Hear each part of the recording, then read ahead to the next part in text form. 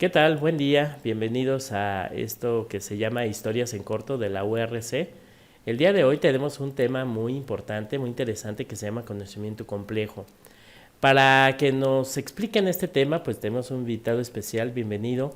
Es mi tocayo, Fabián Gilberto Genis Ferrell. Bienvenido nuevamente a tu canal. Y bueno, pues es él quien nos va a explicar este tema que parece nada más por el puro nombre que es dificilísimo. Nos va a dar ejemplos, quién lo acuñó, de dónde viene, cuáles son sus fundamentos o sus principios. Y bueno, pues adelante, te cedo cámaras y micrófonos para que este, nos expliques este tema. Muchísimas gracias por estar.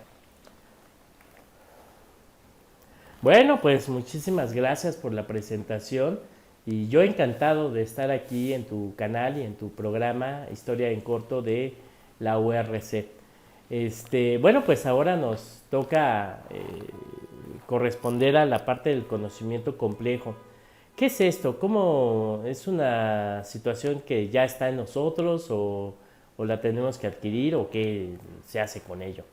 Bueno, pues el conocimiento complejo o el pensamiento complejo también es una habilidad que se desarrolla, ¿no? Sin lugar a dudas. Eh, Permite, en este caso a nosotros, nos permite acciones avanzadas y la capacidad de entender diferentes realidades que podemos vivir o que nos podemos enfrentar. Esta teoría es escrita en principio por el filósofo y sociólogo francés Edgar Morin, en francés muy nice, pero pues para nosotros le vamos a decir Morin, ¿no? Edgar Morin. Él es el primero que acuña esta situación de pensamiento complejo en su obra titulada Introducción al Pensamiento Complejo. Y fíjate que la palabra complejo la asociamos con algo dificilísimo, ¿no? Con algo difícil, algo que está complejo, por así decirlo, pero pues no más alejado de la realidad, porque fíjate que complejo viene del latín complexus, ¿no? Que se divide en dos palabras, con, que significa junto a, y el verbo plectere, que significa trenzar, asociar, entrelazar. Entonces Morin aquí lo que trata de explicar y lo que trata de determinar con pensamiento o conocimiento complejo es que no podemos determinar un pensamiento simplista. Simplista es que nada más vemos una parte, sino que tenemos que verlo con toda esa conexión de la realidad, con todo ese entrelazado o contexto que estamos viviendo para entender mejor ese pensamiento, ese conocimiento, ¿no? En particular. Es muy importante esto, por eso, por esos principios que nos determina Morin. ¿Cuáles son esos principios?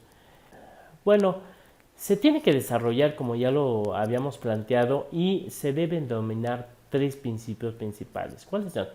La dialogía, que es la coherencia del sistema en donde aparece el paradigma. Recuerden que el paradigma, que ya sería tema para hablar posteriormente, es todo ese andamiaje que se da para nosotros entender algo, para comprender algo, ¿sí? Para tener un conocimiento.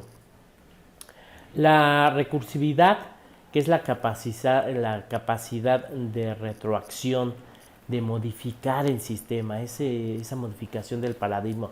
Con esto Morin nos está explicando que tenemos que tener la mente abierta para tener nuevos conocimientos, que nada se nos escape, tener esa capacidad de ver todas las realidades, no solamente algo simplista. Y por supuesto, el otro principio es la hologramía, que es la parte del todo y el todo en la parte. Fíjate qué interesante. No solamente es determinar todo, sino una parte y esa parte del todo.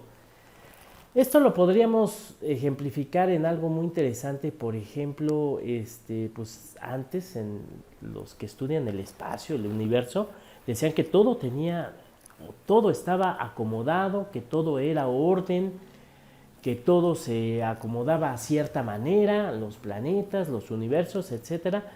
Pero ahora con el conocimiento complejo y el pensamiento complejo sabemos que el universo es un desastre, ¿no? O sea, es un caos y se construye en un orden y en el mismo tiempo se desconstruye, se disocia y se vuelve otra vez un caos y bueno, pues ese es el pensamiento.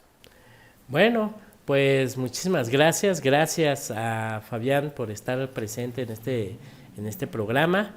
Gracias. Muy interesante todo lo que nos explica y todo lo que tenemos que ver con él.